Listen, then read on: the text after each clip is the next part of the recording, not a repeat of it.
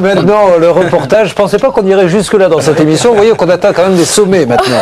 Nous allons parler de la relation cavalier-cheval, le cheval au naturel. Alors là, il n'est pas question encore de randonnée. Il est question d'une pratique qui est en train vraiment de se répandre, c'est observer son cheval, comprendre son cheval, c'est-à-dire pour mieux monter dessus, il faut être resté longtemps à côté de lui. Il y a tout un tas d'exercices qui sont assez impressionnants pour mieux comprendre son cheval. Regarde. Oui, beaucoup de vitalité aujourd'hui. Mieux comprendre son cheval afin d'être plus proche de lui et de tisser une relation complice, c'est ce que recherchent de plus en plus de cavaliers. Oubliez les ordres, la contrainte, l'heure est à la communication dans un cadre aussi naturel que possible. On joue un peu sur la fuite. Un cheval au naturel, c'est un cheval déjà qui vit en groupe, puisque dans la nature, les chevaux vivent en groupe. Ils passent la majeure partie de leur temps à s'alimenter et à se déplacer pour trouver de la nourriture, un abri, etc. Après, en conditions domestiques, on n'aura plus évidemment de cheval au naturel, ça c'est quasiment impossible. Par contre, on peut essayer de satisfaire ses besoins naturels, c'est-à-dire des contacts sociaux, donc si possible vivre en groupe, et avoir accès à une certaine liberté de mouvement, ce qu'ils ont aussi dans la nature. Après, ce qu'on fait avec, évidemment, ça ne peut pas être naturel, mais on peut essayer de faire en sorte que ce soit suffisamment agréable pour le cheval.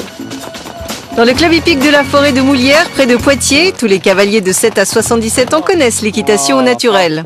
C'est ainsi que la plupart d'entre eux se mettent en selle. Mais au juste, c'est quoi l'équitation au naturel?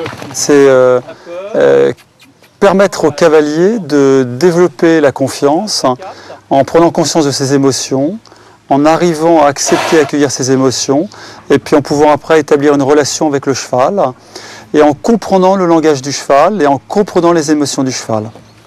Ouais. Ouais. Ouais. Ouais.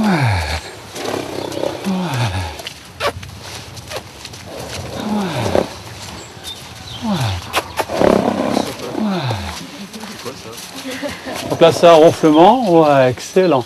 Ouais. Ouais. Ouais.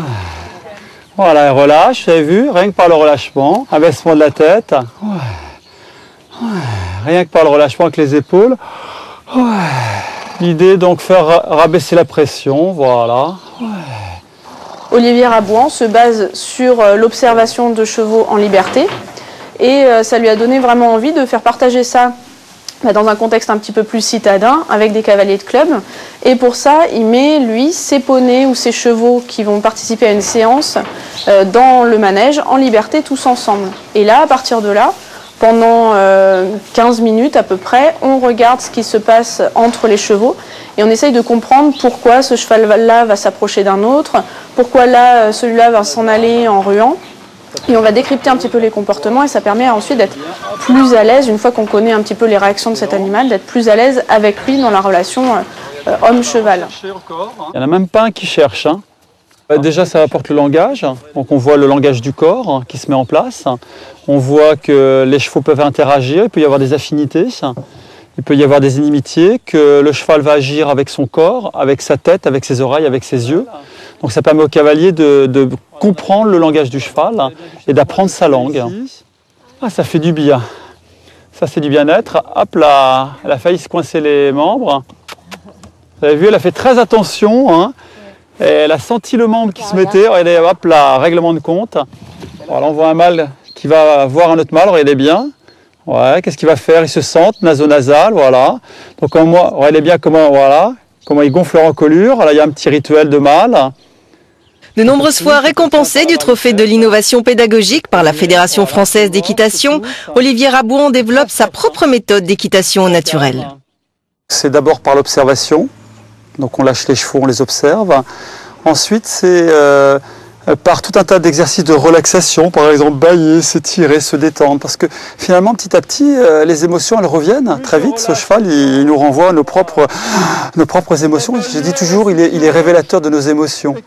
Donc c'est un peu une lumière qui éclaircit toutes les émotions qu'on peut avoir ou qu'il peut avoir, et si on les comprend, on les subit plus.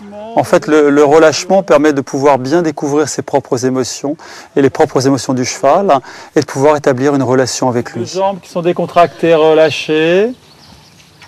Il y a 30 ans, la première fois que j'ai mis un cavalier à cheval, j'étais un jeune moniteur, très jeune, j'ai vu le cavalier qui se tendait, qui résistait, qui serrait les jambes et qui serrait les bras. Et je me suis dit, pendant toutes ces années-là d'enseignement, comment je peux faire pour permettre à ce cavalier de se détendre et de comprendre la relation qu'il peut établir avec le cheval. Alors j'ai commencé d'abord par les jeux, parce que les jeux équestres permettaient de mettre en confiance et d'être plutôt axé sur le jeu que sur la peur.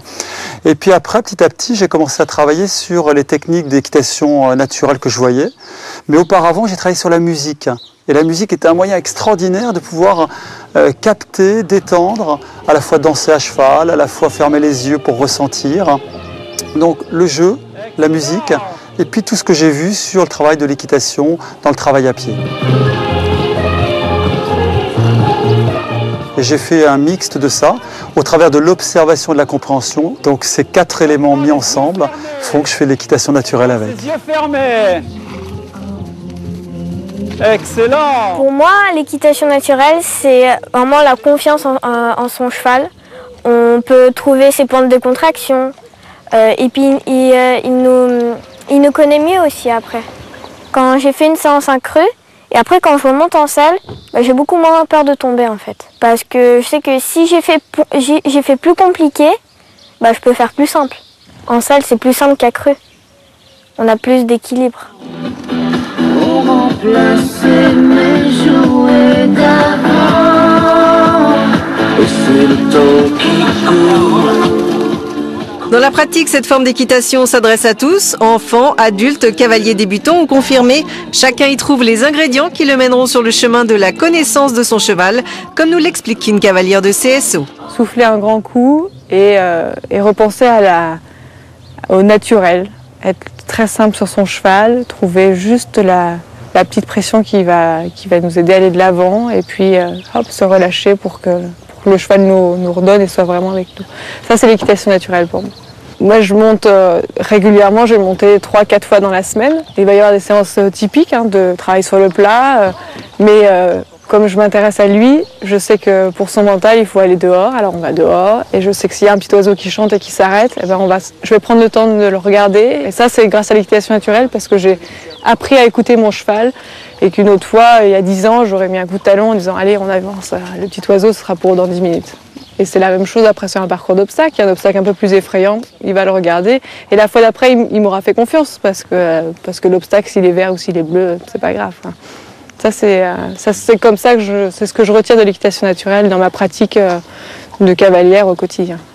La première fois que les cavaliers font une séance d'équitation naturelle, en fait, ils me disent tous, qu'ils soient cavaliers confirmés ou cavaliers débutants, on devrait tous commencer l'équitation comme ça, par la compréhension, l'observation, et puis prendre conscience que finalement, on est souvent en survie. On fait une apnée, et comment se sortir de ces apnées, comment se détendre, et comment découvrir la confiance. Et ce que je trouve fabuleux, c'est que c'était une amie qui était avocate qui disait on devrait promulguer une loi pour que tous les cavaliers débutent l'équitation. Je trouve que c'était une belle boutade. Mais maintenant, on sait qu'on peut commencer différemment. Ça vous apprend ça vous apprend en fait ce que vous ne savez pas. C'est-à-dire que le cheval, il ressent tout. Il ressent tout. Et souvent, vous faites passer des émotions, vous faites passer... vous ne savez pas que vous êtes en colère ou qu'il y a quelque chose qui ne va pas. Et le cheval, lui, il le ressent tout de suite. Et ça, c'est ça que vous arrivez à comprendre. C'est que au moment où lui, il le ressent, il vous le fait comprendre à vous. Et ces choses-là, vous ne pouvez pas les comprendre tout seul. Vous en rendiez même pas compte. Cette compréhension qu'on a du cheval et cette compréhension qu'on a à pied, toutes les choses qu'on fait avec lui, c'est vraiment, c'est ça l'équitation en fait. Et on comprend que c'est ça, alors qu'avant on croit que c'est beaucoup de choses, de coercition, qu'on va dominer le cheval. Pas du tout, il faut arriver à le comprendre. Et c'est ça, vraiment. On relâche, on laisse tomber les bras. Avec l'équitation naturelle, on communique mieux, on est plus proche de son cheval. Conclusion, on monte mieux et sans appréhension.